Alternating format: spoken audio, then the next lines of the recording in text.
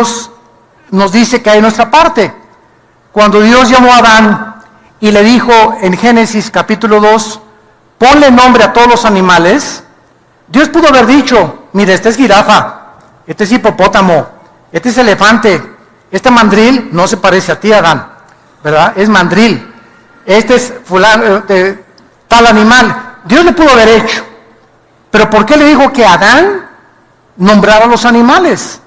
Porque Dios nos ha nombrado, no podríamos decir socios, sino que colaboremos con Él. Él soberanamente ha escogido que nosotros podamos estar involucrados en su creación, en darle nombre a los animales, en tomar una decisión nosotros, no nosotros, como dice mucha gente, Señor, te pido que me quites lo carnal.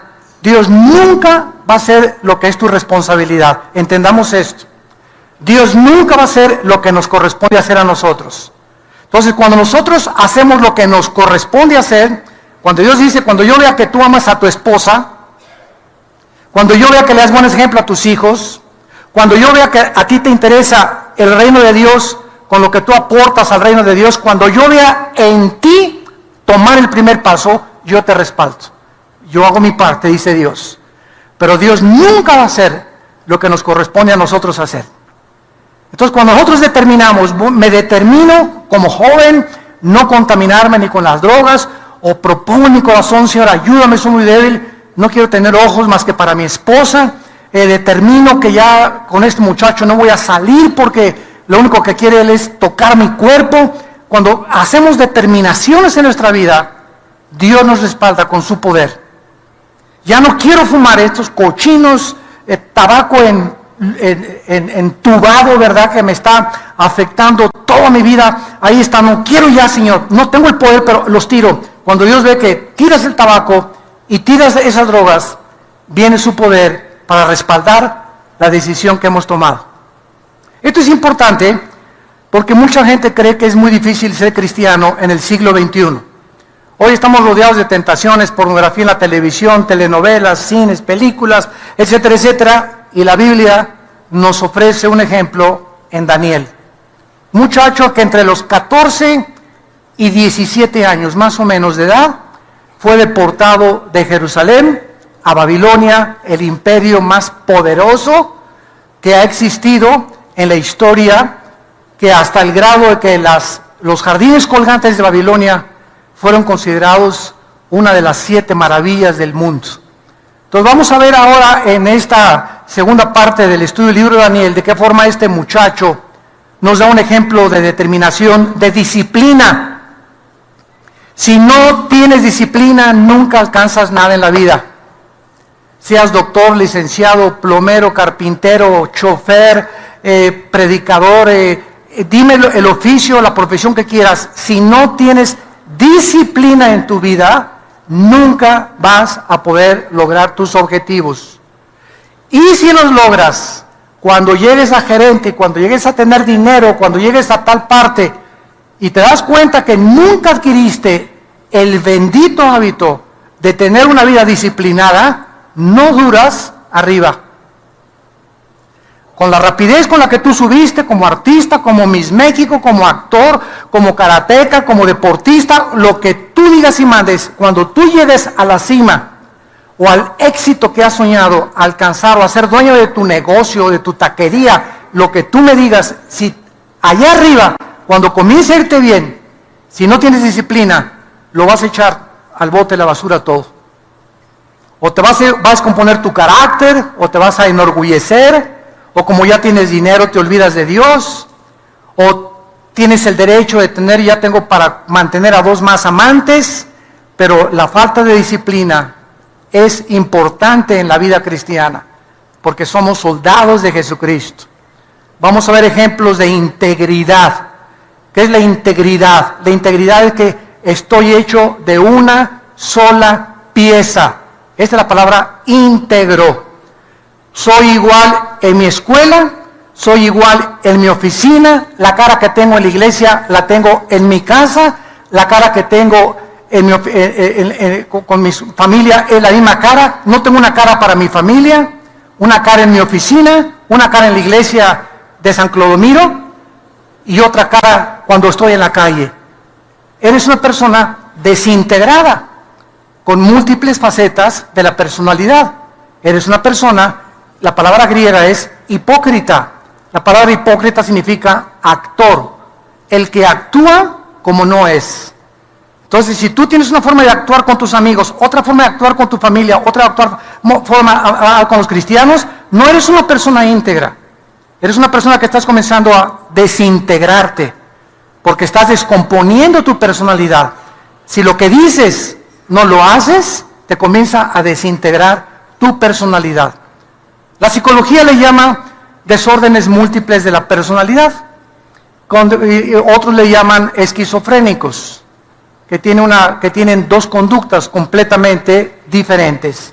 Vamos también a ver ejemplos aquí grandes de liderazgo, de valor, de confianza y fe en las promesas de Dios.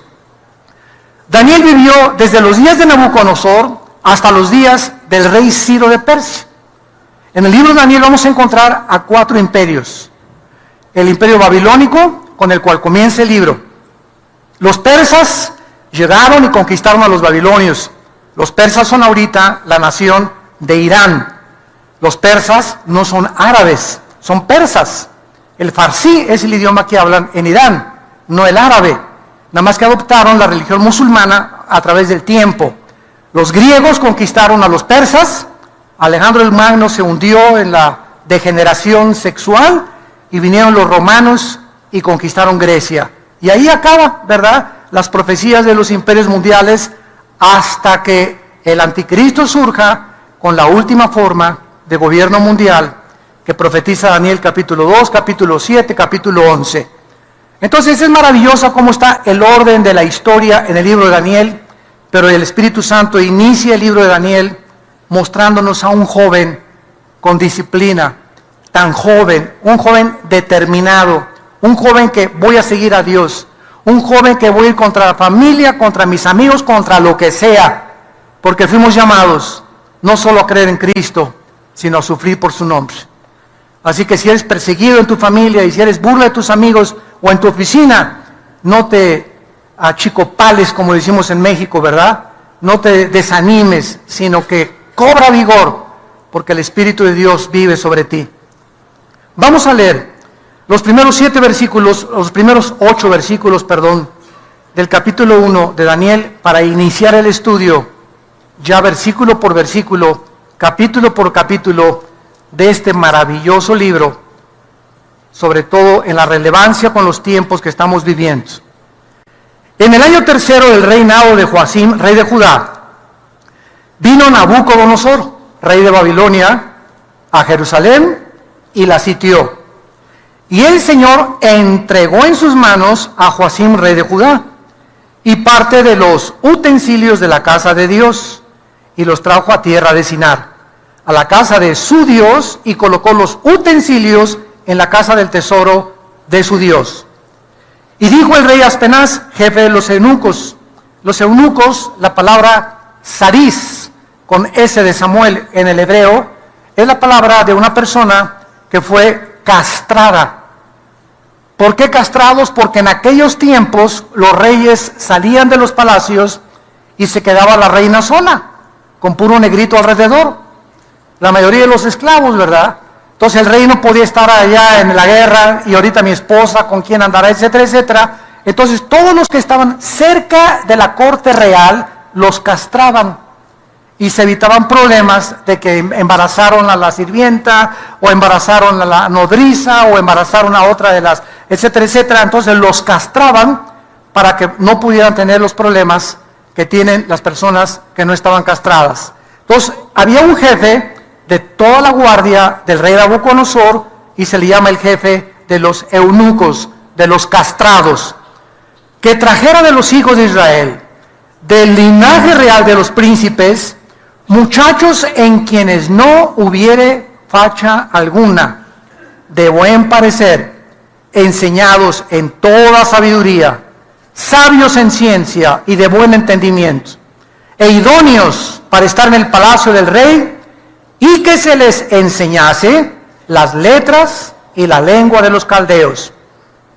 Y le señaló el rey una ración para cada día de la provisión de la comida del rey y del vino que él bebía, y que los criara 3 años para que al fin de ellos se presentaran delante del rey. Entre estos estaban Daniel, Ananías, Misael y Azarías de los hijos de Judá. A estos, el jefe de los eunucos les cambió el nombre. Vamos poco a poco a ver esto. A Daniel le puso Belsasar, a Ananías Sadrac, a Misael Mesac y a Azarías Abednego. Y Daniel propuso o determinó o estableció en su corazón no contaminarse con la porción de la comida del rey ni con el vino que él bebía. Pidió por tanto al jefe de los eunucos que no se le obligara a contaminarse. 4 jóvenes, menos de 18, 20 años, son arrancados de su familia, de su religión, de sus costumbres, de los cantos, de la alabanza, de las iglesias, de todo aquel movimiento en el cual vivían. Son arrancados y llevados a un medio ambiente pagano, hostil, depravado, inmoral, idólatra, lleno de brujería y de ocultismo, donde podríamos decir cualquiera hubiera sido absorbido por ese medio ambiente. Estos 4 jóvenes son transportados a una región totalmente diferente. Al llegar al palacio, lo primero que el Espíritu Santo nos revela es que el primer propósito de esta cultura era quitarles a ellos su cultura, su idioma y sus nombres. Y detrás de todo este intento del rey Nabucodonosor encontramos el intento de Satanás de tratar de sacar de nuestra vida este libro. Dice la Biblia que la fe es más preciosa que el oro. Y mientras un cristiano camina por el mundo en la Babilonia del siglo XXI, televisión, amigos, costumbres, todo tiene un propósito: sacar de nosotros, de nuestro corazón, nuestras creencias, nuestras convicciones, el camino, la luz que este libro nos ha dado en el corazón. Es el ataque contra nuestra fe. Por eso se le llama la batalla de la fe, porque es una batalla contra la incredulidad. El diablo nos va a saltar por todos los medios para que nosotros dudemos que lo que Dios ha dicho es verdad. Vamos a ver todos estos intentos con mucha calma y con mucho detalle. Al llegar al palacio, el rey ordena que les cambien su cultura, idioma y nombres, y es absorberlos a un mundo. ¿Cuál es la tendencia del mundo a nuestro alrededor? Absorbernos. Jóvenes que me escuchan, en edad universitaria, cuando tú pases de la prepa, o si no es que ya en la preparatoria te están esperando, el diablo te está esperando en la preparatoria y en la universidad con misiles Tomahawk, con cañones que van a usar muchos de tus maestros, que son ateos, agnósticos, escépticos, con ideas completamente anticristianas, evolucionistas y materialistas. Y si tú te enfrentas a ese ambiente en la preparatoria o en la universidad, y tú no tienes las convicciones que debes de comenzar ya a establecer dentro de tu vida, te van a desarmar. Ojalá que cuando, hay muy pocas películas que recomiendo, menos la de Noé, ¿verdad? Es una película anticristiana totalmente, es una mezcla de algunas cosas con ciencia ficción. Yo creo que el que hizo esa película se fumó la Golden de Acapulco, ¿verdad? De veras, es una...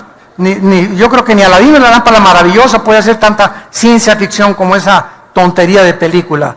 Pero hay una película que les recomiendo con todo mi corazón y se llama Dios no está muerto. La acaban de estrenar en Estados Unidos. Es la vida de un muchacho 100% cristiana. Un muchacho que entra a la universidad, a la clase de filosofía, y el maestro les hace firmar a todos los estudiantes, no se las cuento todas, nada más hace grandes rasgos, que firmen que Dios está muerto. Y todos firman porque si no, no pasaban la clase. Y este muchacho cristiano, que hasta su novia se le pone, y ves que hasta está dispuesto hasta perder hasta la novia, por no dejar a Cristo, y no firma. Entonces Se viene el maestro contra él, los estudiantes contra él, y él pide permiso para poder debatirlos y mostrarles que están equivocados, y ya no les cuento lo demás. Pero está buenísima y les va a dar muchas armas de ver cómo se puede combatir el ateísmo en la universidad. Un muchacho con convicciones. Dios no está muerto, se llama esta película. Son de las pocas que recomiendo. Porque también el Hijo de Dios, ¿verdad? Bueno, es el 85% cristiano y un 15% no cristiano. En la película El Hijo de Dios ponen a una de las mujeres, María Magdalena, como apóstol. O sea, duerme con los discípulos, viaja con los discípulos, come con los discípulos, o sea, eso es ridículo, ¿verdad?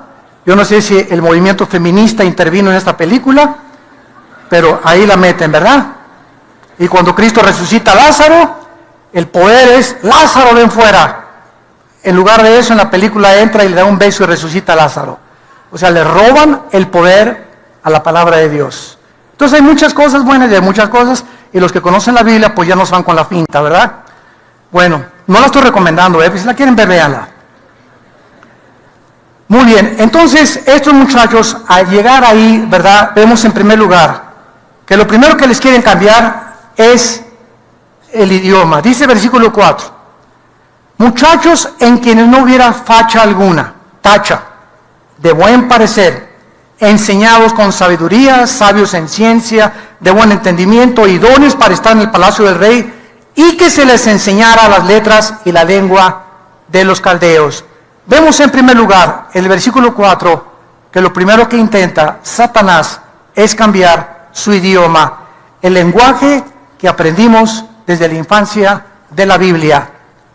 Hacernos olvidar las palabras de pecado, arrepentimiento, salvación, juicio eterno, infierno, etcétera, etcétera, reemplazándolo con el idioma del mundo, groserías, maldiciones. Yo vas a una película ahorita y más de la mitad del lenguaje es groserías y maldiciones.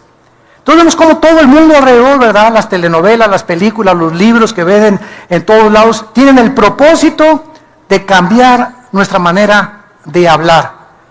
Hay muchachas ahorita que yo veo de 18 o 20 años de edad diciendo unas groserías de este tamaño. Muchacha que me escuchas o las que no ven por televisión, qué triste es ver a una mujer decir groserías. Te rebajas como tú no te imaginas. Te pones en el nivel de la gente más vulgar que existe. Cuando una muchacha, ¿verdad? Una mujer tiene que ser una persona con mucha dignidad. Eres mujer.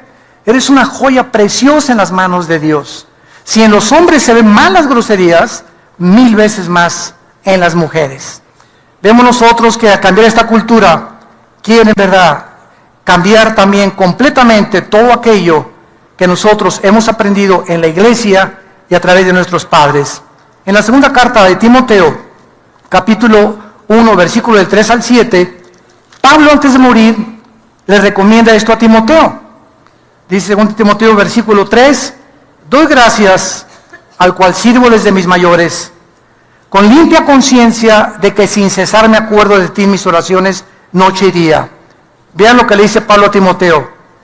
Deseando verte al acordarme de tus lágrimas para llenarme de gozo, trayendo a la memoria la fe no fingida que hay en ti, la cual habitó primeramente en tu abuela, Loida, y en tu madre Eunice, y estoy seguro que en ti también.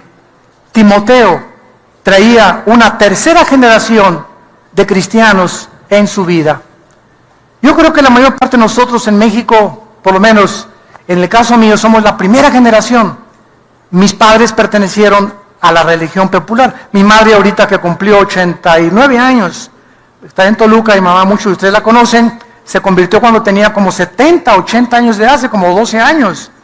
Y le costó mucho trabajo porque era presidenta de la Acción Católica de México, etcétera, etcétera. Y a través del testimonio de mi hermano Alejandro y un servidor, mi madre se convierte. Mi padre murió con el cordón de San Francisco, era franciscano, un hombre que él creía que estaba bien. Jamás me acuerdo, nunca que nosotros hayamos en la casa de ustedes tenido una Biblia.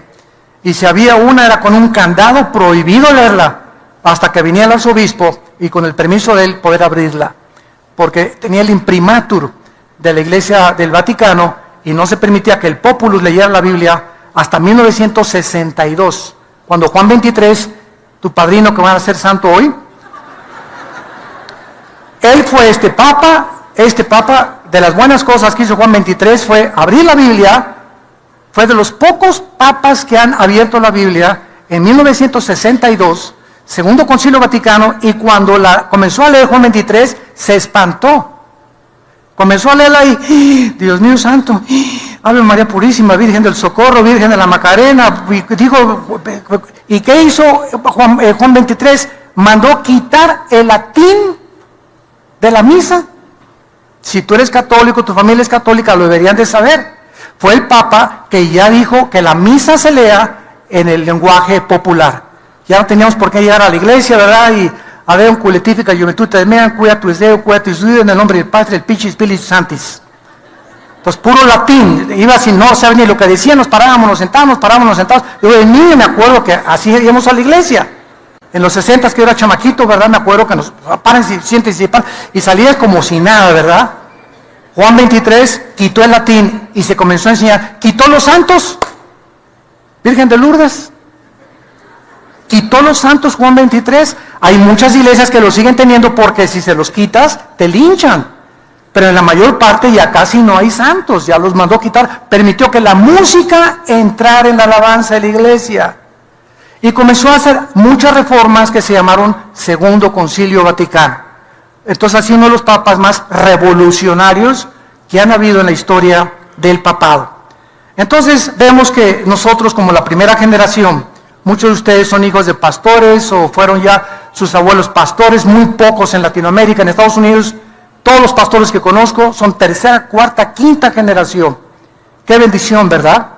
Y nosotros aquí en México apenas somos la primera, mis hijos son la segunda generación, pero Timoteo era la tercera generación de cristianos. Entonces vemos que este es el propósito satánico, robarnos nuestro idioma, nuestras palabras y reemplazarlas con groserías, con maldiciones, con la forma como se expresa la gente que no conoce a Dios. En segundo lugar, versículo 5. Y se le señaló ración para que cada día de la provisión de la comida del rey y del vino que él bebía, que los criara 3 años. O sea, dice Nabucodonosor, apártenme a estos muchachos y les van a cambiar su cultura. No les vuelvan a sacar ningún libro en hebreo. Y quiero que nada de la dieta que tenían kosher los judíos, coman ellos. Van a comer puerco y camarones y los alimentos prohibidos en aquel tiempo en Levítico 11. Que Dios le dijo a Israel, no coman esto, y ahora lo sabemos, porque tenía colesterol. Hasta el siglo XX que se descubrió el colesterol, y la Biblia tenía razón. ¿Por qué prohibía Dios el puerco y los camarones y la langosta? Por el colesterol, que sabemos que ahora es un líquido, es un veneno para las arterias del sistema nervioso y del sistema cardiovascular del ser humano.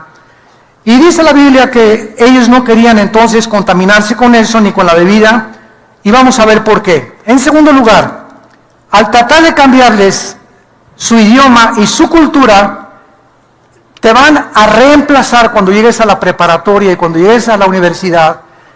Quiere el mundo que tú reemplaces tus costumbres cristianas por el idioma del mundo, ya lo vimos, por filosofías humanistas. Lo primero que te van a enseñar, yo creo desde la secundaria, es que vienes de chita. Que somos el producto de una selección natural. Que somos el producto de un programa evolutivo accidental. En otras palabras, que de la nada surgió todo. Y que para que tú puedas realmente entender la evolución, necesitas negar a Dios. Porque tú no puedes decir que crees en Dios, en el Dios de la Biblia, y creer en la evolución. Porque es la antítesis del cristianismo, la teoría de la evolución. La teoría de la evolución nos dice que venimos de los animales. Dios dice que venimos de Él, que somos su creación, su semejanza, y que tenemos una grande dignidad en el corazón, que somos criaturas hechas directamente por Él. Y que como esta dignidad la tenemos grande, somos diferentes de los animales. Pero el diablo quiere que rebajarnos al nivel de los animales y compararnos con los animales. Entonces, todas estas cosas nos están esperando en la escuela, en la preparatoria. Ahí me estaban esperando en la universidad con la evolución, con el comunismo también, que es el mejor sistema de gobierno, el sistema comunista, marxismo, la dialéctica materialista, Hegel, Engels. Todas estas cosas te las van a enseñar en la universidad para lavarte el cerebro y decirte que es la única forma de poder gobernar. Cuando la historia nos enseña que el comunismo fracasó. Fracasó en la Unión de las Repúblicas Socialistas Soviéticas, fracasó en Europa, fracasó en el Asia, fracasó con Mao Zedong, fracasó con todos los que han querido creer que el comunismo es la respuesta para poder gobernar y llevar a una sociedad justa, equitativa y con mucha paz. Te van a esperar con filosofías orientales en la universidad y en la preparatoria, que tienes aquí el tercer ojo, que medita, que haciendo yoga, el yoga no es malo, los ejercicios de estiramiento del yoga no son malos. Yo me estiro cuando llego a la casa y me agacho y me toco los pies y me enrosco así por allá, pero nada de la filosofía yogi, esa es el satánica. Pero los ejercicios son buenísimos, ¿verdad? Porque son ejercicios para estirar los músculos. Pero te van a estar esperando que venimos de las filosofías orientales, Hare Krishna, meditación trascendental, budismo zen, etcétera, etcétera. Todo esto lo practican en las universidades y no lo prohíben, pero no llegues con una Biblia. No, ni hables de Cristo. Y fue como entramos nosotros en los 80s a la Universidad Panamericana, al Poli y a la UNAM, cuando me comenzaron a invitar a las facultades de Filosofía y Economía, que estaba invadida de comunistas, de cuando le dieron el pinochetazo a Allende y los trajo el expresidente Echeverría a México, a todos los maestros comunistas, infiltraron la UNAM con comunismo y filosofías materialistas. Y ahí me tocó todo eso. Me tenía que enfrentar, ¿verdad?, con estudiantes, con maestros que no creían en Dios, me decían que era un tonto, que era un vulgar, bla, bla, bla, bla, y me puse a estudiar y en aquel tiempo saqué mi primer libro, Creación y Evolución, y se lo comencé a repartir a todos los estudiantes y a todos los maestros con la defensa. Si ustedes hablan del Che Guevara, porque llegabas y estaba el Che en todos los salones de clases, él era el héroe en aquel tiempo, estaba Fidel Castro, estaban todos estos comunistas, etcétera, etcétera, y yo comencé a hablar de Cristo, sáquenlo, échenle por allá, ¿no?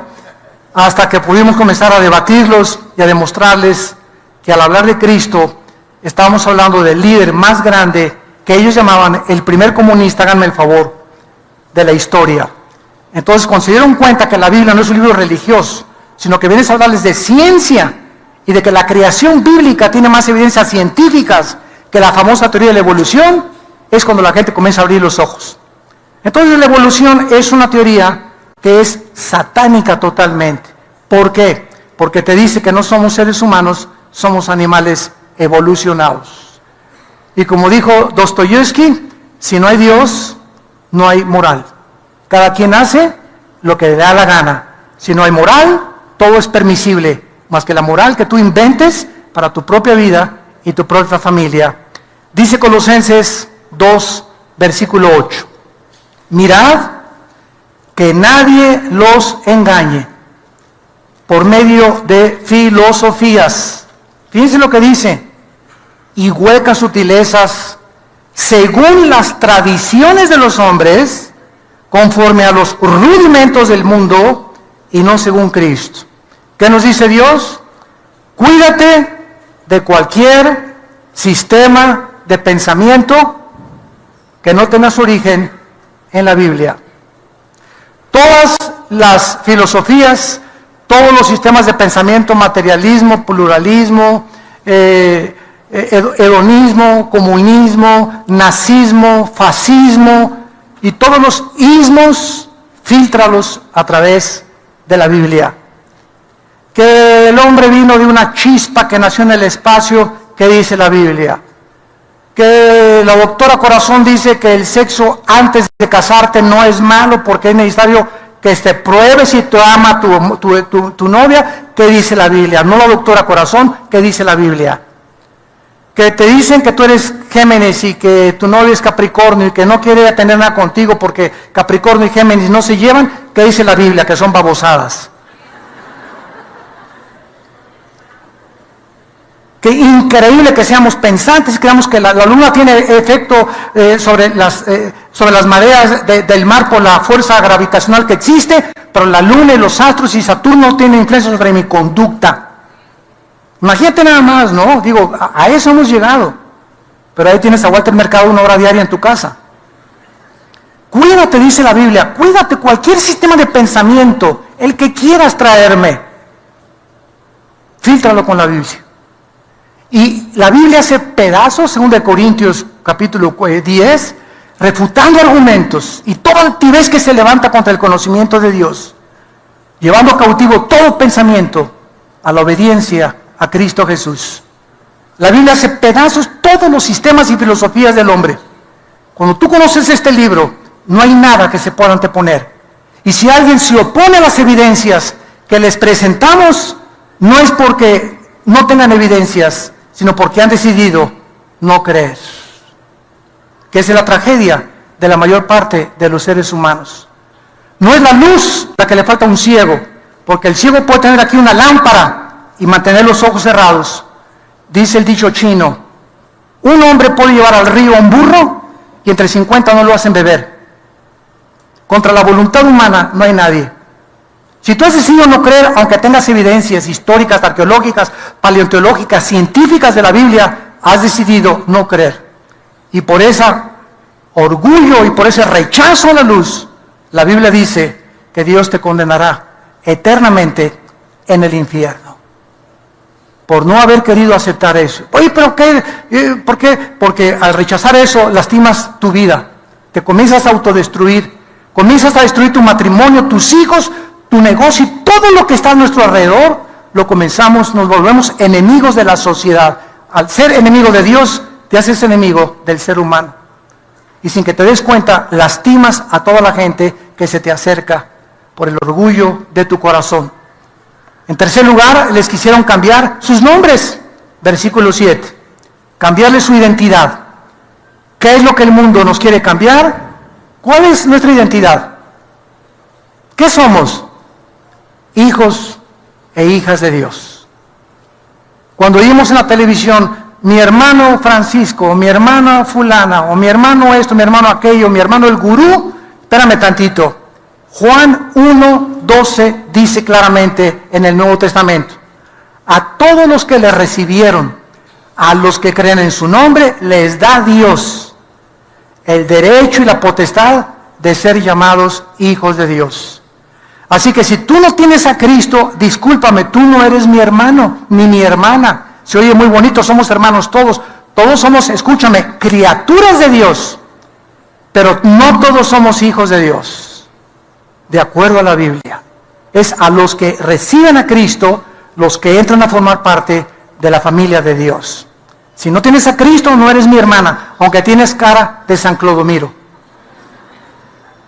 O a la religión que tú quieras cambiar. Vean ustedes el papel satánico, a Daniel. Significa, apúntalo, Dios es mi juez, en el hebreo. Y le pone el nombre de Belsasar. Bel era un dios pagano, que significa servirás a otro dios. Y al llegar a la prepa y a la universidad, te está esperando el mundo. Olvídate de tu diosecito y la Biblia, los cristianos y todas esas babosadas, ¿verdad? Hay un Dios que se llama el dinero y la diosa del sexo. Son los dos dioses que sirve la humanidad. El dinero. Haz una carrera donde hagas dinero. Si eres dinero, si eres rico, si pisoteas, si robas y tranzas, obtienes tu sueño y llegarás a la cumbre del éxito. Y no te niegues el placer sexual desde joven. Y venimos a la Biblia y es la antítesis de las enseñanzas morales del Dios que nos amó desde una cruz. Es el propósito de Satanás, robarnos completamente lo que Dios quiere en nuestras vidas. Ananías significa amado del Señor. Y le cambian a Sadrach, que significa iluminado por el Dios Sol. O serás iluminado por el mundo, que era uno de los astros que adoraban en la antigüedad. Misael significa ¿quién como Dios? Le ponen el nombre de Mesac, ¿quién como Venus? Dios ya no será tu prioridad. Ahora es Venus al que vas a servir. Y es interesante, ¿verdad?, que a Satanás también se le llama la estrella de la mañana, en Isaías capítulo 14. Y Azarías, en cuarto lugar, significa el Señor es mi ayuda. Azarías, el Señor es mi ayuda. Le ponen Abed-Negó, que significa siervo de Negó, que era un Dios falso. O en otras palabras, Dios ya no te ayudará. Ahora, el que te va a ayudar es el dinero, el que te va a ayudar son las relaciones, el que te va a ayudar es que le hagas la barba al diputado y al que tiene poder, y que le traigas una botellita de vino a tu maestro, que aceptes la filosofía de la que te está enseñando, etcétera, etcétera, y robarnos, absorbernos, lavarnos el cerebro para sacar de nosotros la fe, nuestra confianza en lo que Dios ha dicho. Y así fue desde el principio con Satanás, ¿se acuerdan? A ver, Eva, con que Dios ha dicho. ¿Qué atacó? Lo que Dios dijo. O sea, lo que Dios te está diciendo es una mentira. ¿De veras ese le crees a él? Con que ese te dijo eso. ¿De veras Dios te dijo que no tengas relaciones hasta que te cases? ¿De veras? Qué niña tan religiosa y tan pareces monja. ¿De veras Dios te dice que a tu esposa la trates como reina? Que a tu esposa la trates como sirvienta, y Dios te dice que la trates como una reina, y viene siempre Satanás a contradecir lo que Dios dice. Les voy a dar un secreto. Cada vez que yo en mi vida he tenido un problema para creerle a Dios, tengo el bendito hábito de decirle a Dios: Señor, yo solo sé que eres infinitamente sabio, y tu orden, lo que tú me estás mandando, no lo entiendo, pero como sé que eres infinitamente sabio, no necesito entenderlo, sino obedecerte. Y después, cuando obedecemos, Dios nos explica la sabiduría que se encuentra detrás de los mandamientos.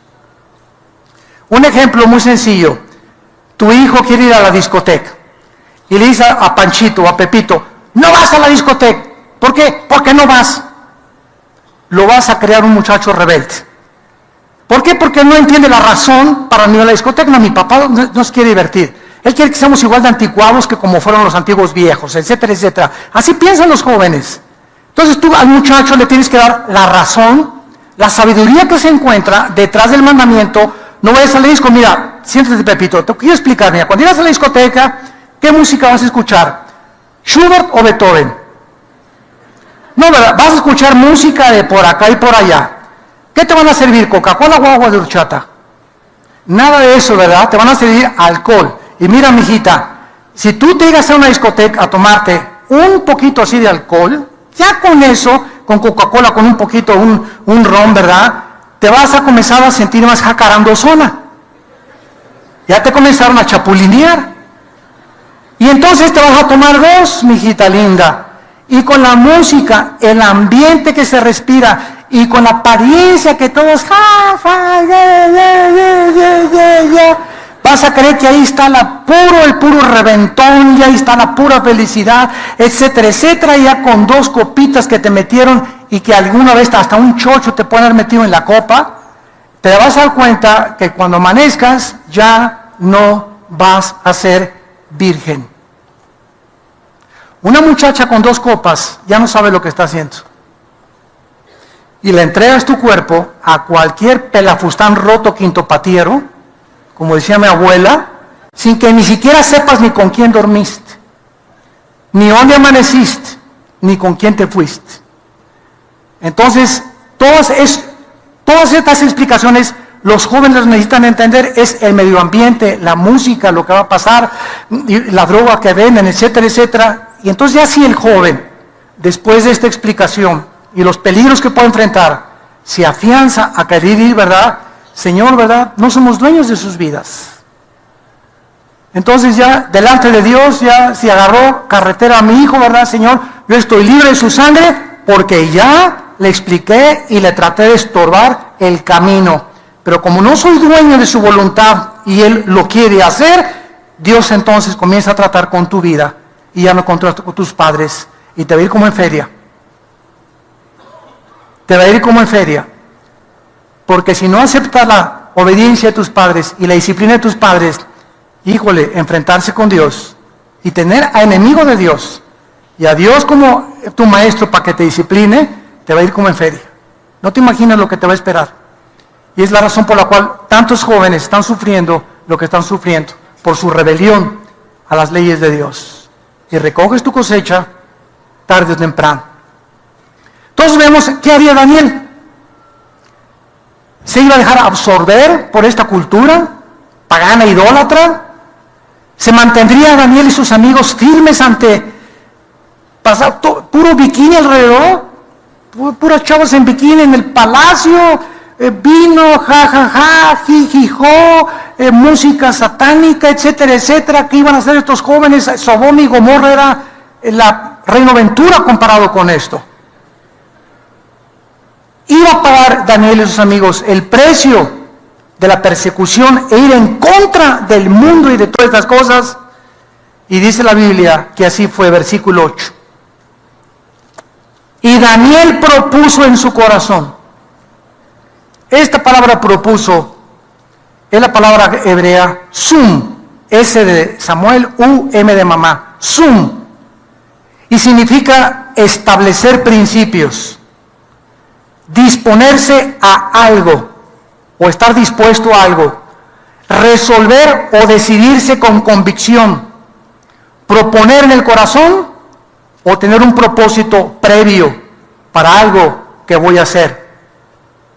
Señor, te prometo que si mi novio me comienza con sus chorizos de que toma una copita y que por acá y que me lleva al cine, me lleva hasta el último asiento y a ver una película pornográfica, te prometo, Señor, que le voy a dar ya con esto y aquí con este cuello así a las muelas.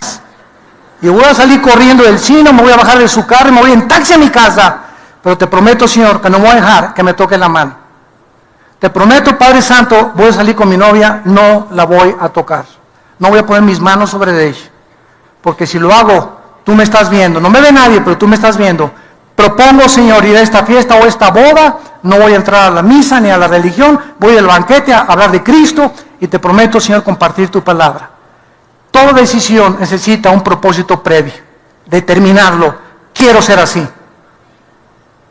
Mientras tú no tomas estos principios en tu vida, vas a seguir siendo una veleta, llevado por un viento de doctrina para otro viento de doctrina. Nunca haciendo lo que Dios te manda. Y la familia te dice, te vas con la familia. Tus amigos te vas con los amigos. En tu trabajo te vas con los amigos de tu trabajo. Te vas a donde el barco lo lleva el viento. Eres un hombre, eres una mujer sin propuestas, sin determinación en tu carácter. Y vas a sufrir mucho. Porque te repito, el hombre que es de doble ánimo, dice Santiago 1, es inconstante, inestable en todo lo que emprende en la vida.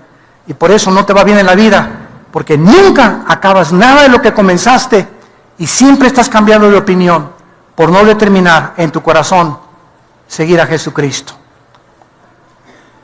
¿Qué había de malo de participar de la comida del rey? ¿Qué hay de malo ir a Halloween? Ay, comadre, no seas tan religiosa. ¿Qué hay de malo que tus hijos los vistan de el anticristo? ¿Qué hay de malo que a tu hijita la disfracen de diablita y de bruja? ¿Qué hay de malo? ¿Qué hay de malo que vayas al sacrificio de la misa? En una misa tú no vas a participar, tú nomás te paras y te sientas y ya, tú eres cristiana y ya.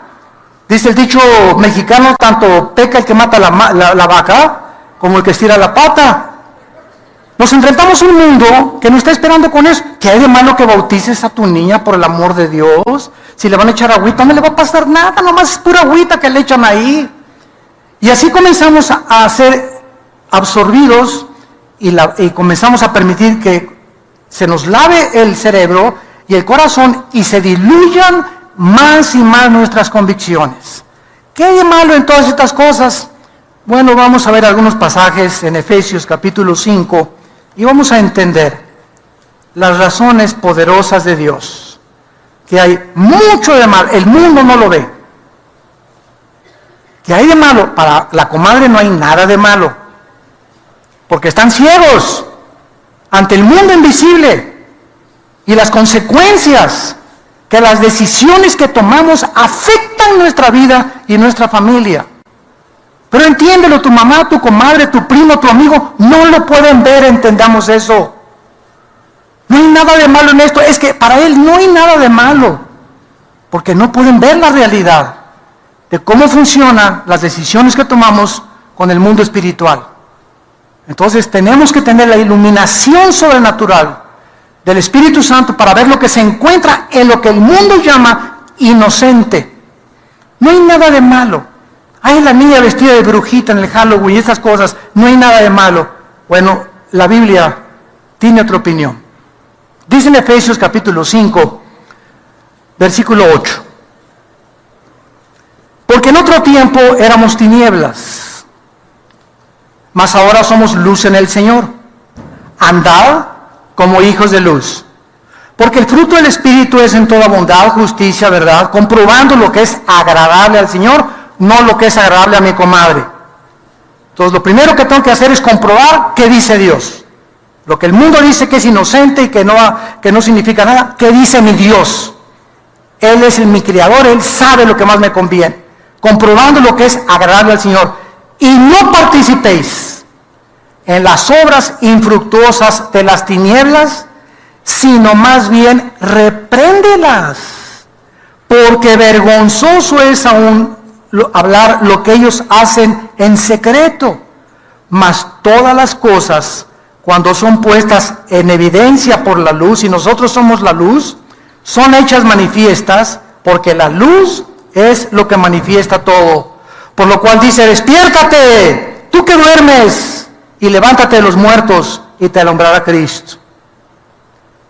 Entonces, ¿qué hay de malo que mi hijo vaya al Halloween? Maestra, discúlpeme, mi hijo no va a venir mañana a la fiesta, no va a participar de la fiesta del Halloween, usted no lo puede expulsar, porque esto no es obligatorio de parte del gobierno, y si me hace algo le voy a hacer un pancho que no se le va a acabar. Pero mi hijo no viene, ¿verdad? Porque somos cristianos. Oiga, yo sé que usted no lo va a entender, por favor le suplico, maestra, con el respeto que se merece, respete también a ustedes nuestras convicciones que tenemos acerca de lo que Dios dice. Entonces, ¿qué tiene malo que vayas a una boda y entres a la misa? Pregúntala en primer lugar, ¿qué es la misa? Y lo digo con mucho respeto a los católicos que nos ven por televisión también, que no saben, ¿qué es la misa? De acuerdo al Concilio de Trento, apúntalo, la misa es la repetición del sacrificio de Cristo por los vivos y los muertos.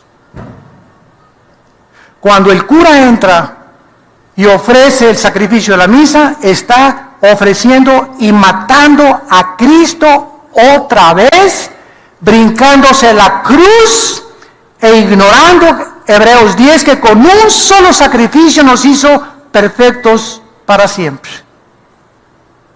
Roma se brincó la cruz y continúan con el sacerdocio levítico del Antiguo Testamento, siguen ofreciendo sacrificios.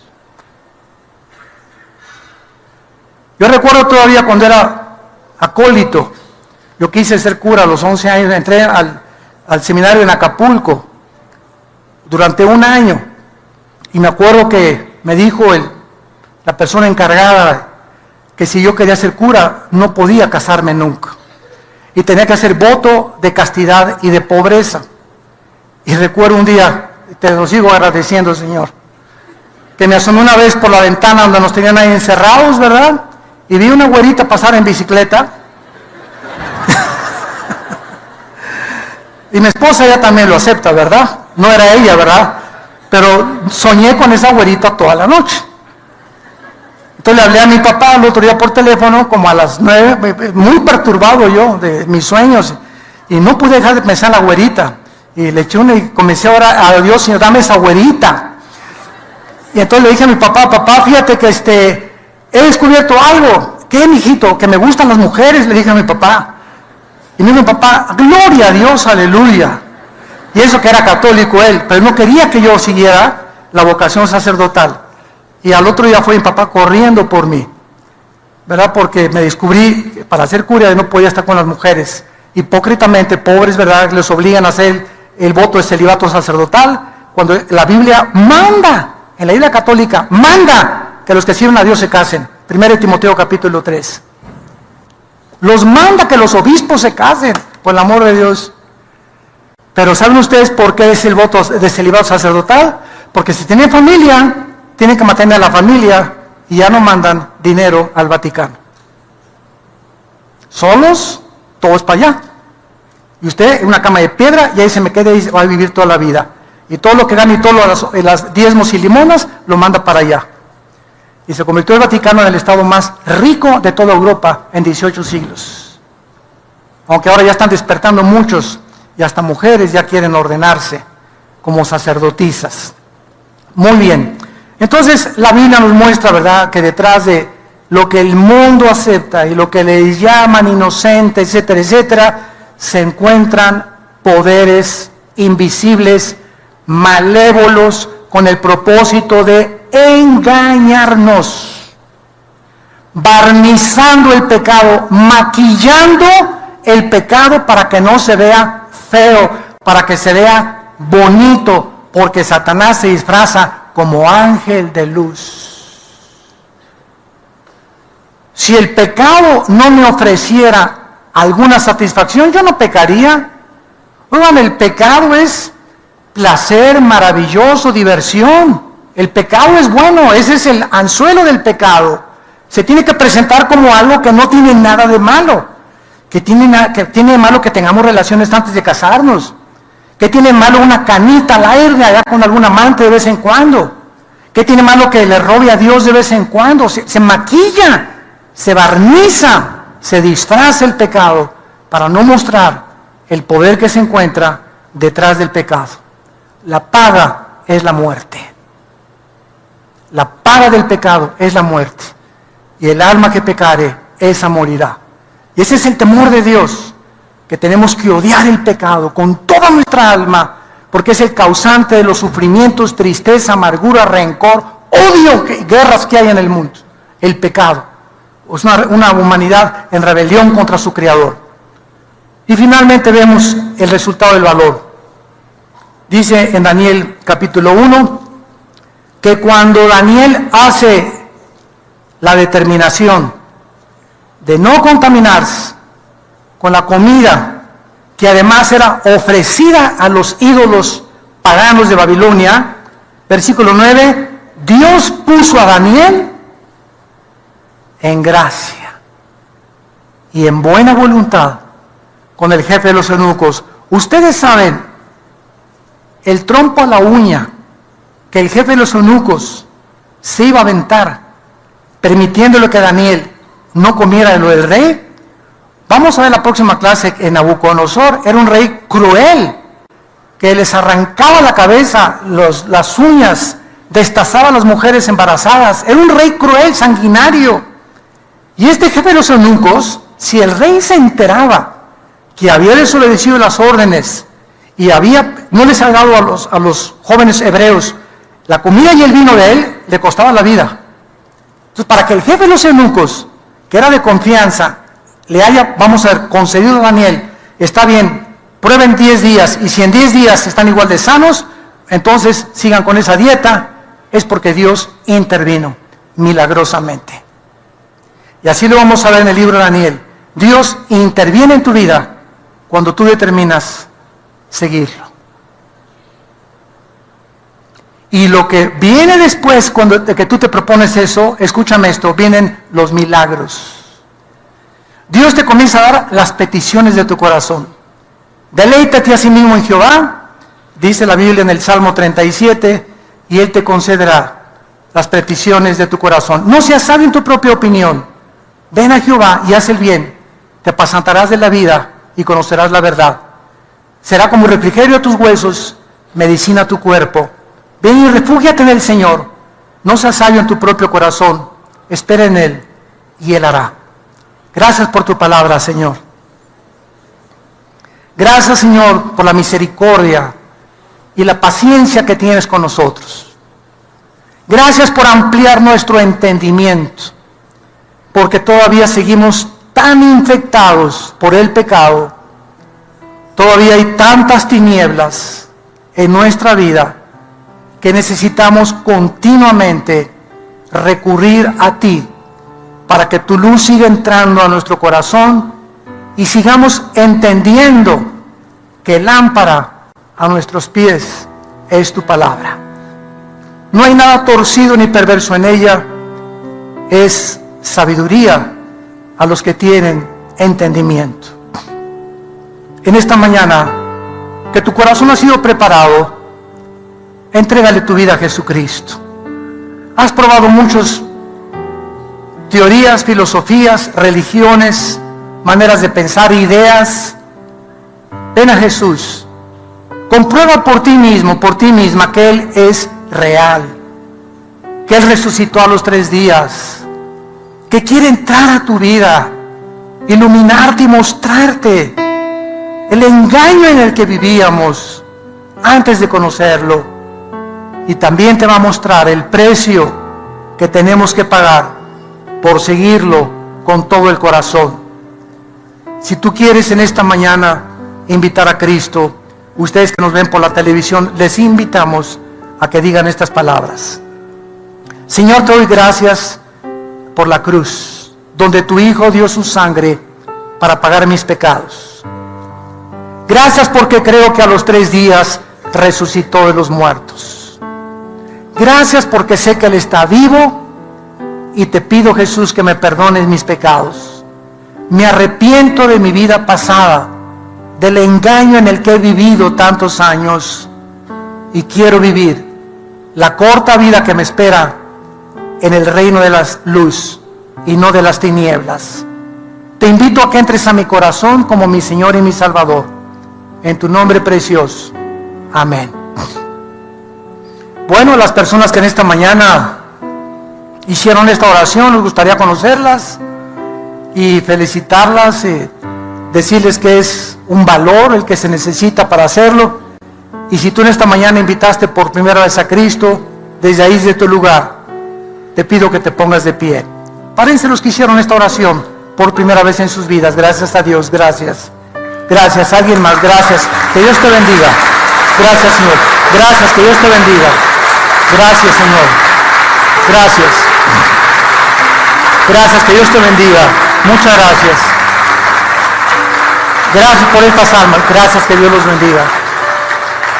Nos ponemos de pie para recibir la bendición pastoral.